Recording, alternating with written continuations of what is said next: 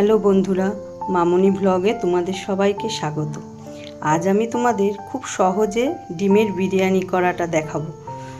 দেখো, ডিমের বিরিয়ানি করার জন্য আমি বিরিয়ানির চালের ভাত করে নিয়েছি। এটা একটু তেল আর একটু নুন দিয়ে ডিম নিয়ে নিয়েছি 5টা।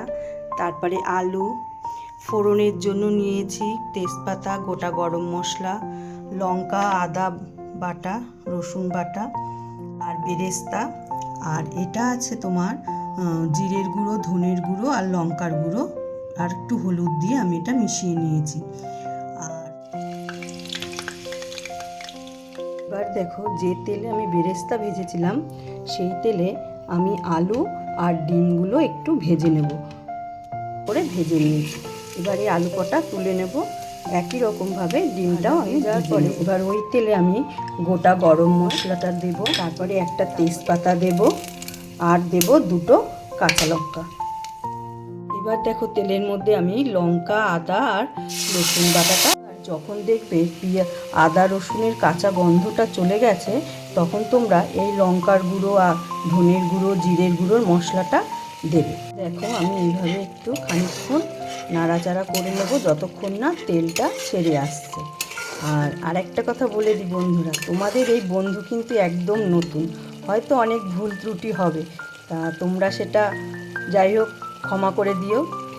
হয়তো আমি আস্তে আস্তে পরে আরও ভালো করে করতে পারবো। বন্ধুরা, তেলটা অনেকটাই ছেড়ে গেছে। এবার আমি আলুগুলো দিয়ে দেবো। আলুগুলো দিয়ে আমি আবার খানিকক্ষণ এটাকে কষিয়ে নেব। এর মধ্যে খানিকটা জল দিয়ে আমি এবার একটু ঢেকে দেবো। এবার আমি ঢাকনাটা খুলে দেখব। দেখো বন্ধুরা, অনেকটাই তেল ছেড়ে গেছে। এবার আমি এর মধ্যে পরিমাণ মতন একটু লবণ দেবো, মানে নুন দেবো। ভুল করে লবণ কথাটা বেরিয়ে গেছে, কিছু মনে করো না। আলুটা অনেকটাই সিদ্ধ হয়ে আমি খানিকক্ষণ নেড়ে নিলাম, ঠিক আছে, আর তেলটাও ছেড়ে দিয়েছি। এবার আমি ডিমগুলো এর মধ্যে দিয়ে দেবো। আমি দিয়ে দিলাম, আস্তে আস্তে একটু নেড়ে দেবো। একটু দুধ দেবো, কারণ জানো তো বন্ধুরা, যে কোনো পোলাও বা বিরিয়ানি করতে গেলে তুমি সেই গ্রেভির মধ্যে একটু দুধ দেবে, দেখবে গ্রেভির টেস্টটা অনেকটাই সুন্দর হয়।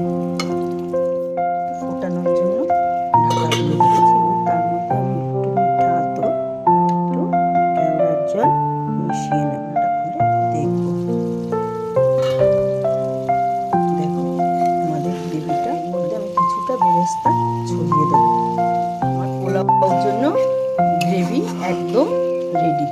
এবার আমি এটাকে বিরিয়ানির মতন একটু 10 মিনিট ভাপে দেবো। প্রথমে আমি দেখো রাইসগুলো দিয়ে দিলাম মধ্যে, সুন্দর করে রাইসটা সাজিয়ে দিয়েছি।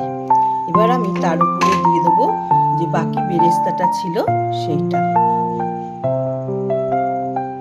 দেখো, যে দুধের মধ্যে আমি মিঠা আতর মিশিয়েছিলাম তার মধ্যে একটু কালার করার জন্য হলুদ দিয়ে দিই। ওপর দিয়ে একটু মিষ্টি ছড়িয়ে দেবো, মানে চিনি।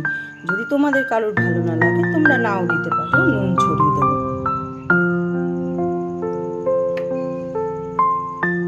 তারপরে আমি ঘরে আমার একটা মশলা বানানো ছিল, ধনে, জিরে, শুকনো লঙ্কা, গোটা গরম মশলা। সেই মশলাটা এটা ঢাকা দিয়ে 10 মিনিটের মতন ভাপে দেবো। তোমরা হয়তো ভাববে বিরিয়ানি, কিন্তু না, এটা অনেকটা পোলাওয়ের মতনই হবে। এবার আমি এটা আবার গ্যাসে বসাবো।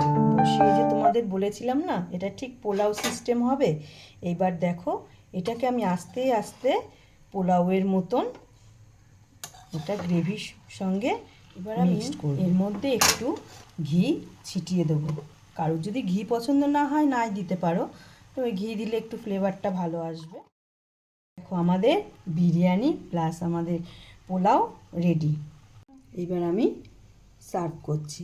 দেখো তোমরা, দেখো কত সুন্দর ঝুরঝুরে বিরিয়ানির মতনই পোলাও আমার রেডি।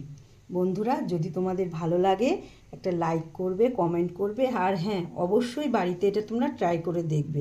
আশা করছি খুব ভালো লাগবে খেতে। আজকের মতন এখানেই শেষ করলাম।